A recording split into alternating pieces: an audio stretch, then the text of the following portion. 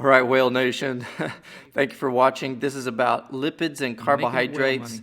Do your work. A way to organize scientific information. And you've got a table in physiology. Just a reminder, you are completing your blank table row by row, starting with micronutrients, small molecules. Then you are doing nucleic acids, or big macromolecule number 2, and then proteins, thousands of proteins do thousands of jobs in our human bodies. Of unique things.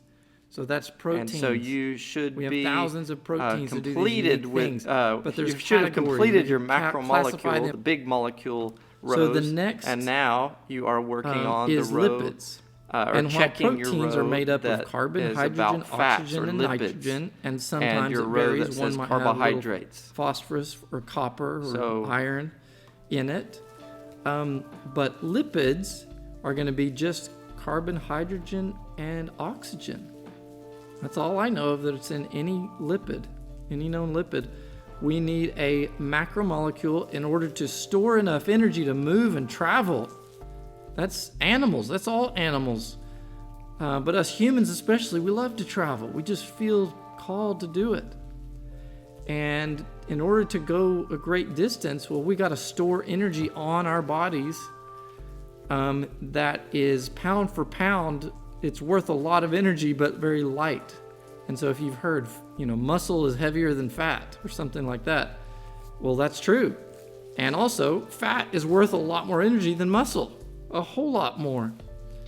So we need to provide energy for ourselves and our offspring and our community. So think about mammals. They take care of their young. Even a lot of reptiles and birds take care of their young. So they need more than just enough energy for themselves. They need to store it up so they have enough for themselves. And so a lot of their hunting and stuff can be for somebody else. Then we need to sustain our energy, our constant energy brains. So our brains constantly need energy, and that's what makes us human and makes us efficient and effective for survival. But our brains are mostly fat, and if we've got fat on us, then we've always got energy. Even if we don't have food for a while, we can kind of make a plan. Fun fact, fat cells can control your brain, but you already knew that if you ever tried to stay on a diet. So they will control your brain. If you're not storing fat and using fat on a regular basis, that means fasting from food and then eating well and nutritious, plenty, not starving yourself, then your fat will send healthy signals to your brain of like, okay, you're not starving, so you don't need to freak and stress out and yell at people and stuff. Okay, now structure. You've got carbon, hydrogen, oxygen, 3 chains of energy, or a head and tail, and then 4 rings. These are 3 different kind of ways to look at the structure. You can see it depicted right here. 3 chains together, triglyceride. That's our energy storage. Look at that. It looks like it's got bombs of explosive energy. This one is like what we have in our cells. We've got a head and a tail.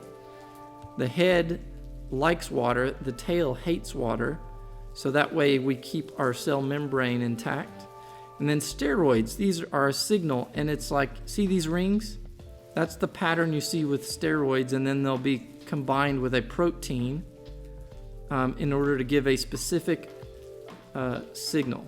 Now, right here, this depiction here is just showing you the breakdown of this triglyceride, okay, for energy. And here I've done more details about phospholipids, steroids, examples. So you can see cell membrane is my phospholipid example, steroid is testosterone is my steroid example, and then triglyceride example is adipose tissue. So I've got my 3 examples there. And there's phospholipid picture. Here's a steroid picture. Cholesterol, that's a kind of another famous, besides testosterone, another famous steroid hormone that's natural in your body. It's good. Cholesterol is good for you. You need cholesterol. That's why we can move, us animals. And there's another depiction of showing steroids. It has this kind of shape to it, along with a unique protein. Okay, and then you see how Fats are less complex than proteins because like every steroid has this, and it also has a unique protein thing to it. But there you go, 15 minutes, you could memorize this part of what a steroid is made of.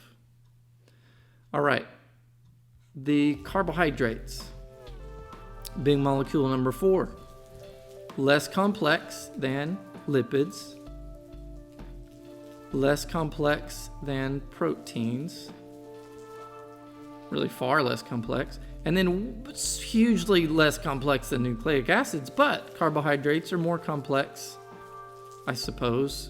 I guess micronutrients vary, but it's more toward that end, about less complex. Now we have complex carbohydrates, so that's complex in the sense it's a long chain of stuff. Sorry, let me find it. So complex carbohydrate would be like starch, so it's a long chain.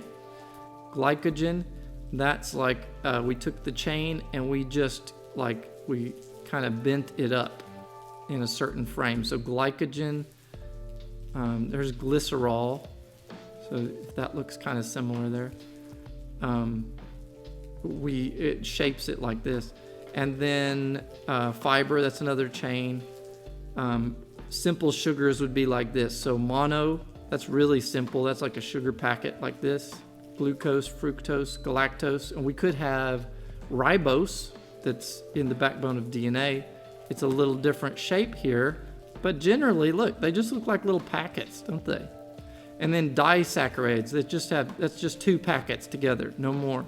So, lactose, that's that one. And another one I'm thinking of disaccharides would be, maltose, is that, I forget what it's called, but maple sugar, like, some of those syrup stuff.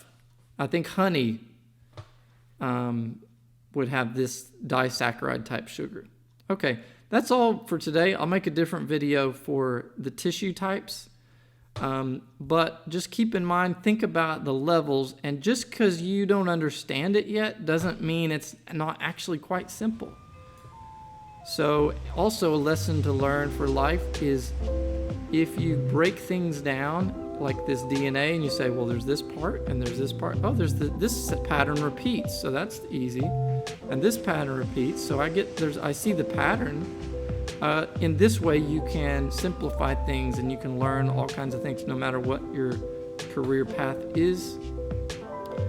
So I'll stop there with small and big molecules. You made it through the micronutrients and macromolecules necessary for human life. These are the biomolecules.